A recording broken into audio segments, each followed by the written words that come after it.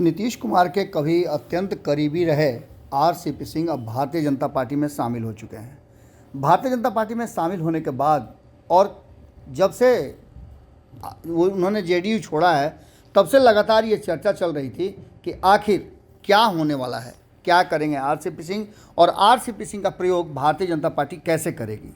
धीरे धीरे करके आरसीपी सिंह का सारा प्लान और भारतीय जनता पार्टी कैसे प्रयोग करेगी वो खुलने लगा है। आपको बता दें कि आरसीपी सिंह अब लवकुश समीकरण को साधने के लिए सम्राट चौधरी के साथ मंच भी साझा करने लगे हैं। भारतीय जनता पार्टी की नज़र नीतीश कुमार के लवकुश समीकरण पर है और इस लवकुश समीकरण को बेहतर तरीके से जानने वाले आरसीपी सिंह नीतीश कुमार के बहुत करीबी रहे हैं। कई ऐसी बातें हैं जो उनके पास कहा जा रहा है कि जज्ब हैं। इन सारी बातों को लेकर के हालांकि अब तक आरसीपी सिंह ने ऐसा कोई भी इंटरनल बात नहीं सामने लाया जिससे कि नीतीश कुमार को बहुत ज़्यादा मुश्किलें हों, लेकिन कहा यह जाता है कि उनके राजदारों में सबसे करीबी अगर कोई रहा है तो वो आरसीपी सिंह रहे हैं, क्योंकि एक अधिकारी के रूप में भी उन्होंने नीतीश कुमार के साथ काम किया है, तो वहीं एक नेता के रूप में भी उनके सबसे करीबियों में से एक रहे हैं। कहा यह जाता था कि नीतीश कुमार के जो शब्द हैं वो आरसीपी सिंह के मुंह से निकलते हैं। अब जबकि भारतीय जनता पार्टी और नीतीश कुमार दोनों आमने सामने हैं, कई मुद्दों पर टकराव ज़बरदस्त ढंग से हो रहा है, तो भारतीय जनता पार्टी ने आरसीपी सिंह को खुली छूट दे दी है। आज से करीब 10 दिन पहले आरसीपी सिंह ने दिल्ली में भाजपा ज्वाइन किया, उसके बाद से उनकी टीम पटना में ज्वाइन की और अब पूरी तरह से आरसीपी सिंह का गुट एक्टिव नज़र आ रहा है। बात करें तो आरसीपी सिंह खुद एक्शन में हैं। इन सारी बातों को लेकर के अब ये बातें जब संसद भवन के उद्घाटन को लेकर के उठी और उसको लेकर के जब विपक्ष ने विरोध शुरू किया तो आरसीपी सिंह ने चुप्पी तोड़ी। प्रधानमंत्री नरेंद्र मोदी उद्घाटन करेंगे, उसमें दिक्कत क्या है। उन्होंने कहा कि उद्घाटन करने को लेकर के बिहार समेत अन्य तमाम जो दल विरोध कर रहे हैं उनका कोई औचित्य नहीं है।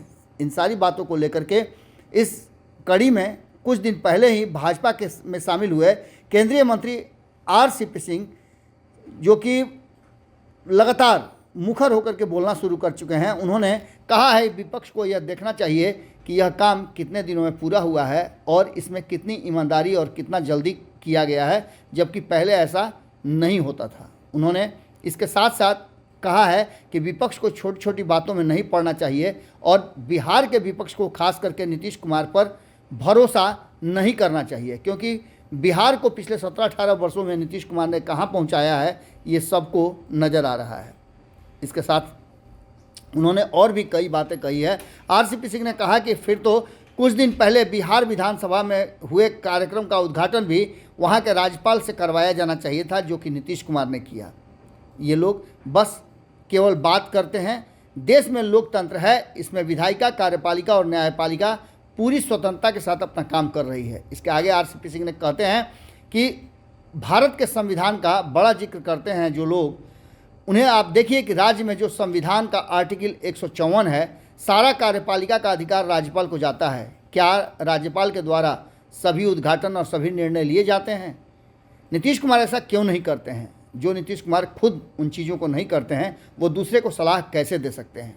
इन सारी बातों को लेकर के आरसीपी सिंह ने पुराने रिकॉर्ड भी खंगाले हैं और कहा है कि ऐसे कई उदाहरण हैं जिस पर कहीं भी राज्यपाल का कोई नाम अंकित नहीं है और नीतीश कुमार खुद का चेहरा चमकाते रहते हैं। ऐसी स्थिति में जब संसद भवन का सबसे महत्वपूर्ण पद प्रधानमंत्री है और वो उद्घाटन करते हैं तो इसमें कोई भी विरोध का सवाल ही नहीं उठता है।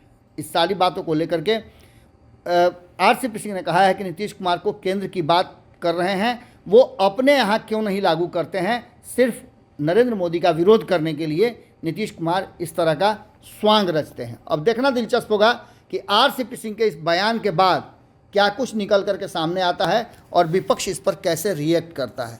जुड़े रहिएगा भारत लाइव के साथ, अगली खबर जल्द ही आपके सामने। अगर ये वीडियो पसंद आई और वह बिहार के राजनीति और बिहारियत से सरोकार रखेनी तो सब्सक्राइब बटन दबा के चैनल के सब्सक्राइब कर ली। ओजे एगो घंटी बा, ओकरा बटन दबा देला से कुल सटीक और मारक खबर रुआ मुफ्त में मिल जाई। अगर रुआ पत्रकारिता के हमनी के नया प्रयोग में सहयोग कर चाहतानी तो ज्वाइन बटन दबा दी।